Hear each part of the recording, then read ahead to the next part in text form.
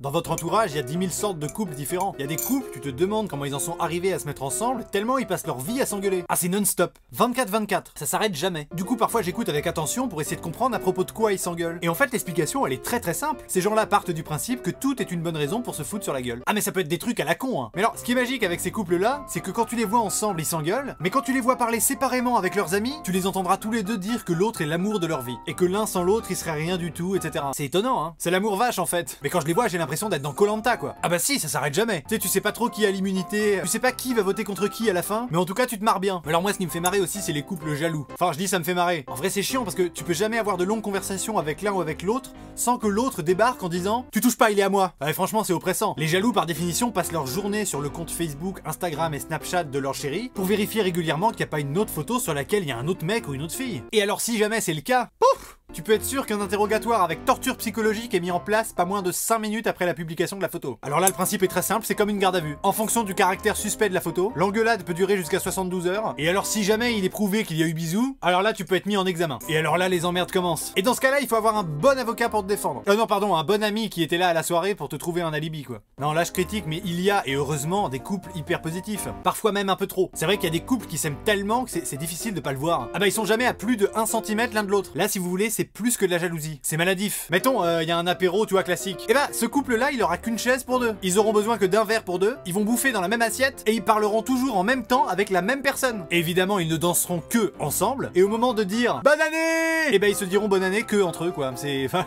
voilà.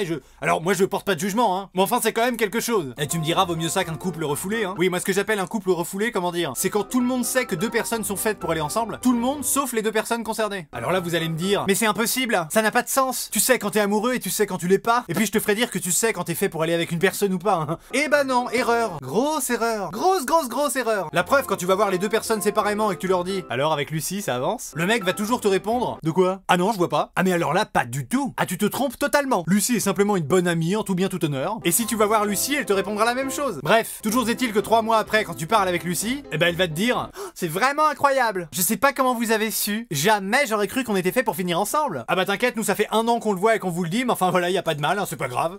Bref, les couples, c'est quelque chose. Alors, on pourrait disserter là-dessus pendant 4 heures, mais je pense que finalement le mieux, c'est que vous partagez cette vidéo, et puis qu'on disserte tous ensemble en commentaire de ce que sont les couples. Quelle est aujourd'hui finalement l'influence de couple dans la société? Un couple est-il fait pour durer? L'amitié fille-garçon existe-t-elle? Autant de sujets polémiques qui sont très agréables à lancer en soirée quand tu veux foutre la merde. Voilà, pour l'heure, moi je vous laisse, j'espère que vous avez aimé la vidéo, et je vous dis à très bientôt, comme d'habitude, dans une prochaine vidéo. Allez, à plus!